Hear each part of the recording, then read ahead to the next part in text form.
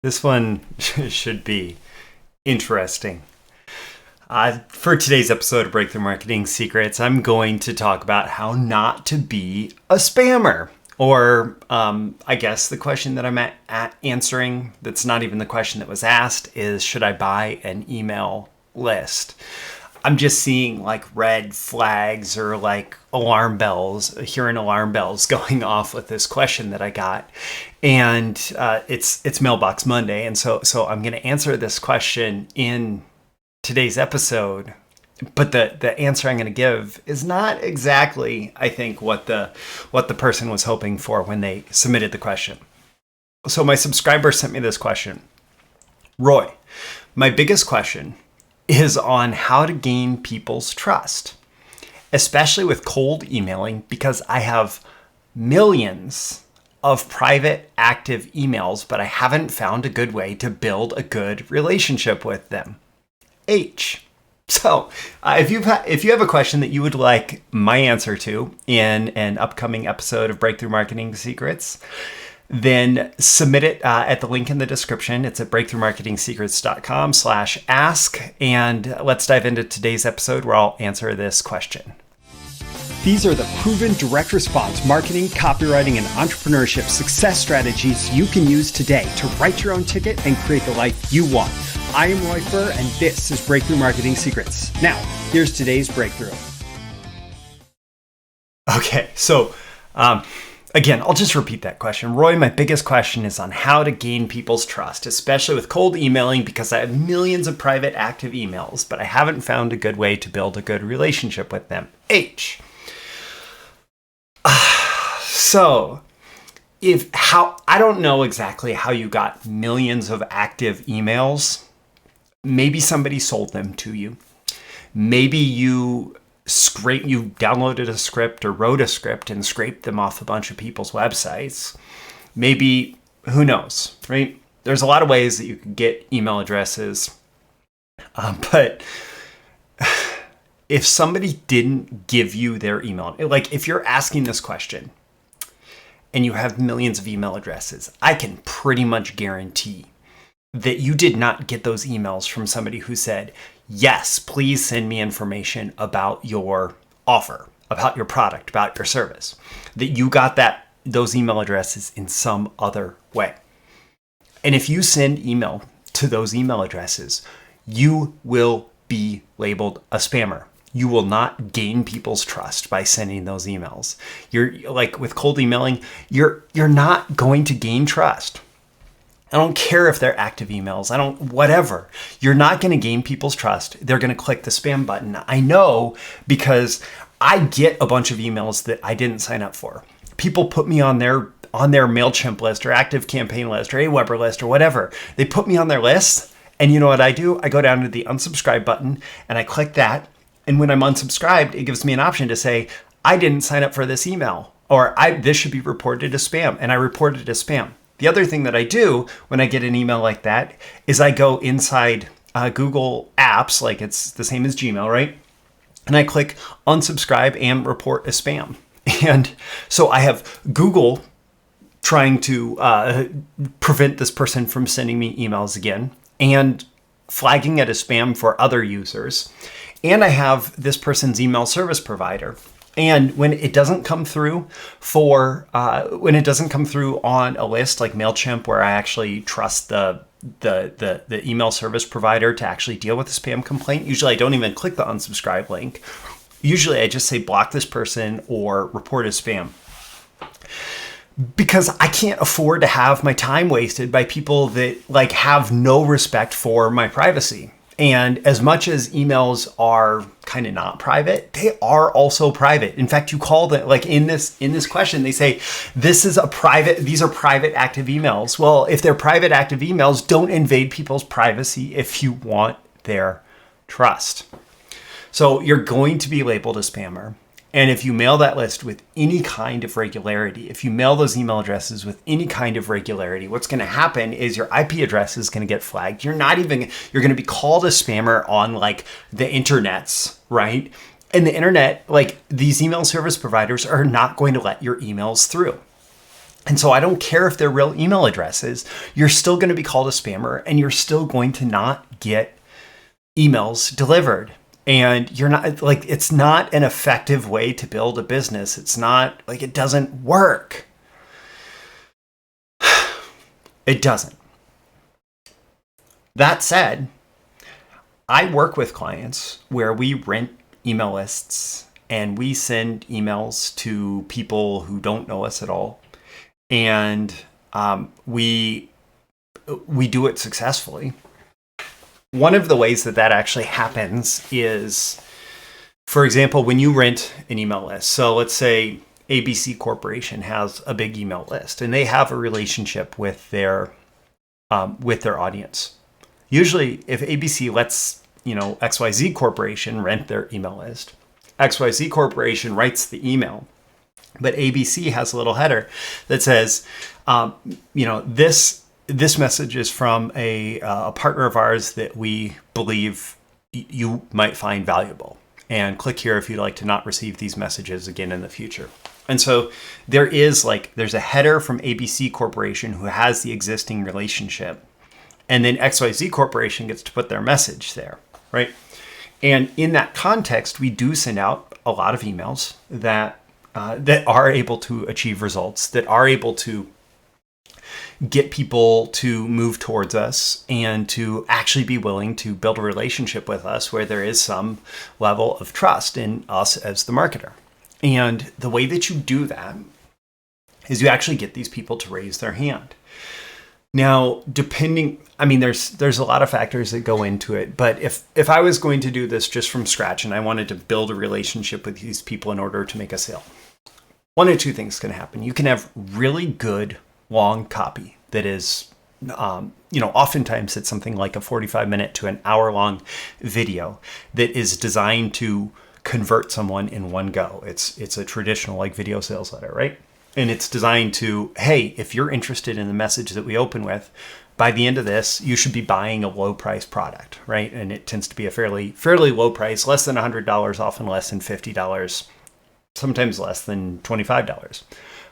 It's a low end product that has kind of this wide appeal that's going to get people to spend their first dollar with us. And so that's one way to get them to raise their hand is you send them straight over to a sales page, maybe a sales video page, and they make a purchase. And then those people are on your list and they have a customer relationship with you, and you can have all sorts of conversations with them going forward. Alternatively, you would use something like a lead magnet, some kind of free piece of content.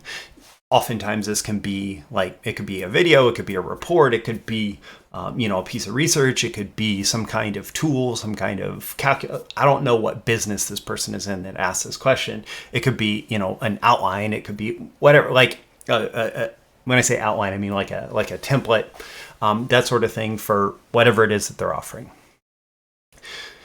Basically, what you're trying to do is offer them something valuable enough that they're going to want to raise their hand and they're going to say, hey, yeah, can I get that? And that they're going to be willing, in order to get that, to give you their name and email address. And, that's a traditional squeeze page. So you put a page out there that says, hey, if you want this, if you want to download this thing, or if you want to access this thing, just enter your information here and you'll get it. And then it gives them instant access. Well, at that point, they're also on your list. They've also expressed interest in what you have to offer. They're also a warmer audience than just, emailing that email address over and over again. So, in general, I would say don't make a paid offer. Offer them something free. But either way, move them to an actual email list of permission-based, have a permission-based marketing email list, which means that they have given you permission to contact them because they've expressed interest in in whatever content or information that you can provide, whatever market you are in. So you want to move them to that different email list. And then either over the course of an immediate situation, so like a webinar, you can add a ton of value to somebody. You can give them value on the problem that your product or service solves. You can give them value in the form of an hour-long webinar. And so, oh, I got an hour-long webinar, like, sign up for this free training or whatever. And so you're adding a bunch of value there. Or if you gave them some smaller piece of content, you could drip out value over time. Either way, you would have permission there to be like, hey, here's something that I think you might find valuable. And then that can be interspersed with offers. Offers can be added to that. Once you've given some value, you can make offers there. But the big thing here is that, it's that we're not selling hard at the front. We are offering them something that we think might be valuable. And so in this big audience, which if millions of private email, active emails, whatever that means, right? I mean, you have to think of that. Those people are as cold to your offer as the average person searching Google, as the average person searching Facebook, as the average person browsing Facebook, as the average person who's going to run into your ads anywhere and everywhere. And so basically you have to treat them that way. You can't assume that you can randomly email millions of people and build trust with them. You have to get them to say, you have to put your offer in front of them and say, hey, I think, if you're interested in this, check this out. And you do that like once or twice, maybe twice for these emails. But basically what you need to do is you need to get people to self-qualify, to say, hey, I'm interested in this. I'd like to learn more. And you get them to that place and then focus on those people for gaining their trust by giving them value, by focusing on value first, whether that's delivering value first in a single marketing message, in a single, piece of copy that's designed to give value and then convert, or over time, through time, giving them value and then presenting offers to them through time. In both cases, actually, you would probably give them value through time and present offers through time. It's just in the first case, if you are working with a really good copywriter, or you're really good at marketing messaging or selling via webinars or that sort of thing, you can also make an offer in that first contact. But really, like, the biggest danger that I hear and see in this question is that this is somebody who basically stole a bunch of people's email addresses, or without permission has acquired a whole bunch of people's email lists, or a whole bunch of people's email addresses. Without permission, they want to be able to contact them on kind of an unlimited basis and believe that, oh, I'm going to convert all these people.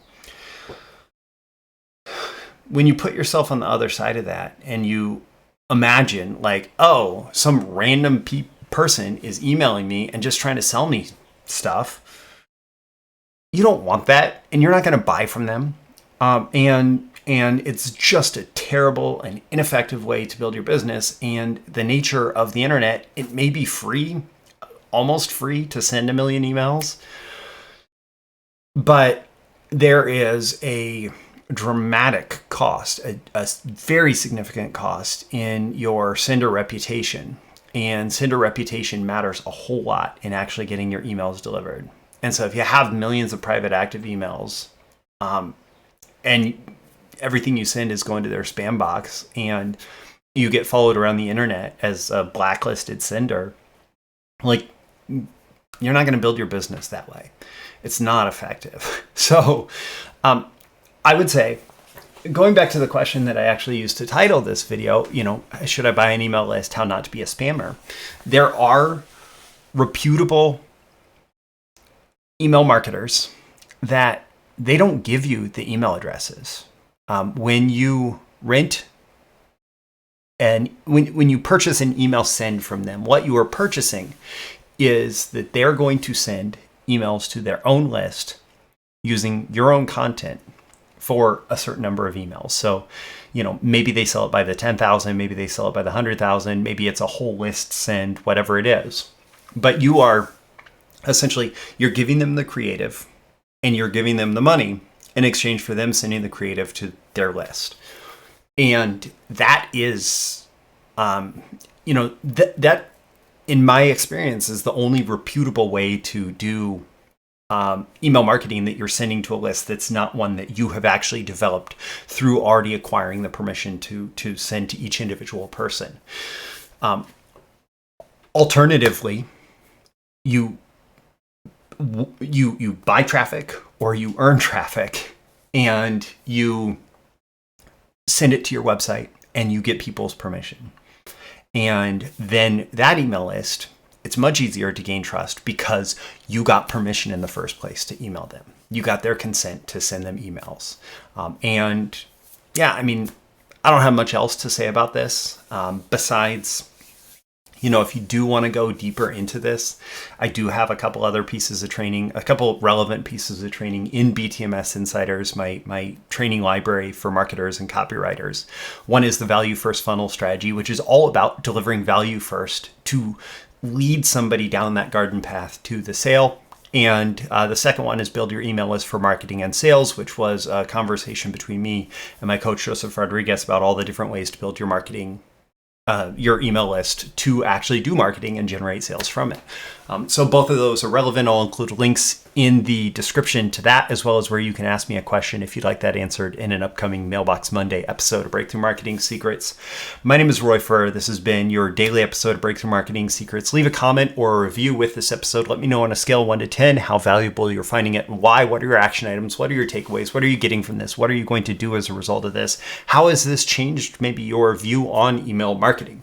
Also, tap that like button before you go so you get more content like this delivered to you, and so the magical algorithms of the internet know to share it with more people like you who will find it valuable.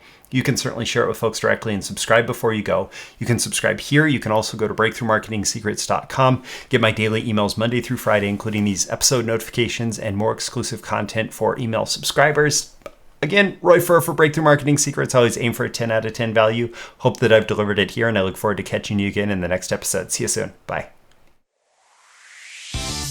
Thank you once again for tuning in to this daily episode of Breakthrough Marketing Secrets. Remember, check out the links with this episode for even more value. Now make sure you like, comment, share, subscribe, and engage in every way you can to keep this show going and growing and delivering daily value to you. I'll catch you soon for your next big breakthrough.